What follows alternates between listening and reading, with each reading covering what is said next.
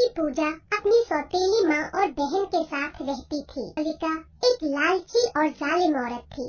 वो पूजा से नौकरानी की तरह घर के सारे काम करवाती थी, जबकि अपनी बेटी डॉली को बड़े ही प्यार से रखती थी।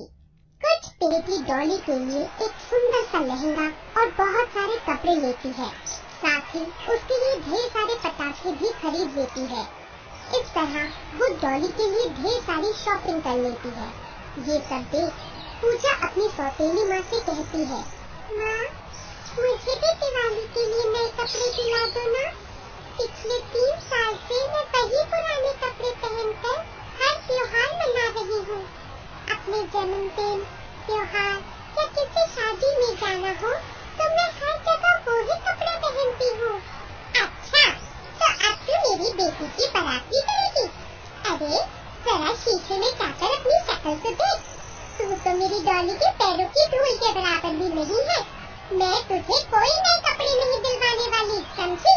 तू अपने वही फटे पुराने कपड़े पहनकर दिवाली मनाना। ये बिल्कुल भी ठीक बात नहीं है माँ। पापा शहर से जो भी पैसे भेजते हैं वो सब तो आप दोनों अपने ऊपर ही खर्च कर लेते हो। माँ, इसकी जुबान बहुत चलने लग गई है। लगता है इस पे बहुत जल्दी चल गई है। मैं तो कहती हूँ आज इसकी दिवाली मना ही लेते हैं। बिल्कुल सही कहा बेटी। इसे ऐसा सबक सिखाएंगे कि दोबारा मुंह खोलने की हिम्मत भी नहीं करेगी। पूजा को खत्म करने का प्लान बनाती है। अगली सुबह उसे धोखे से एक पहाड़ी पर ले जाती है और फिर उसे धक्का दे देती है। बड़ी आई थी मेरे रोहन से शादी करने, अब तुम और यहाँ पर। अब मैं मेरे रोहन से शादी करूंगी। दोनों खुश होकर वहाँ से चली जाती हैं। पूजा पहाड़ी से गिरकर नीचे बहती हुई नदी में जा गिरती है। उस नदी में रहने वाली एक जादुई मछली पूजा को बचाते हुए किनारे पर ले जाती है। मेरी जान बचाने के लिए तुम्हारा बहुत बहुत शुक्रिया, जादुई मछली। मेरी सौतेली माँ और बहन ने मुझे पहाड़ी से धक्का दे दिया था। वो दोनों बहुत बुरी है। तुम चिंता मत करो, हर बुराई का एक न एक दिन अंत होता है। फिर वो मछली उसे अपनी पीठ पर बैठाकर हवा में उड़ती हुई और उसे एक गुफा में ले जाती है। इस गुफा में एक नेक दिल चुड़ैल रहती है जो लोगों की मदद करती है।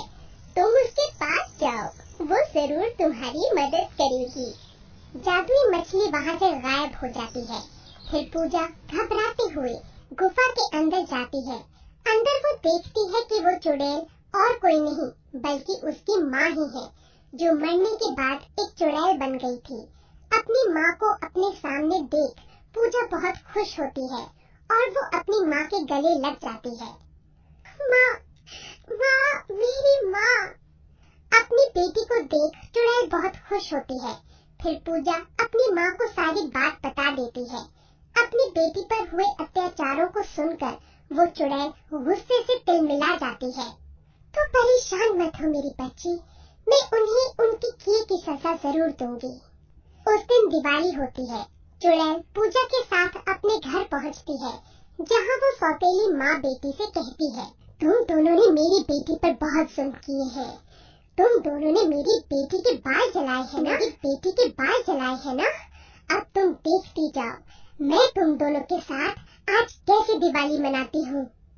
चुड़ैल अपने जादू से ढेर सारे पटाखे उन दोनों माँ बेटी के शरीर पर बांध देती है। हमें माफ कर दो, हमसे गलती हो गई। हम आज के बाद इसे कभी परेशान नहीं करेंगे। लेकिन चुड़ैल उनकी एक नहीं सुनती और उन पटाखों में आग लगा देती है। उन दोनों के शरीर में आग लग जाती है।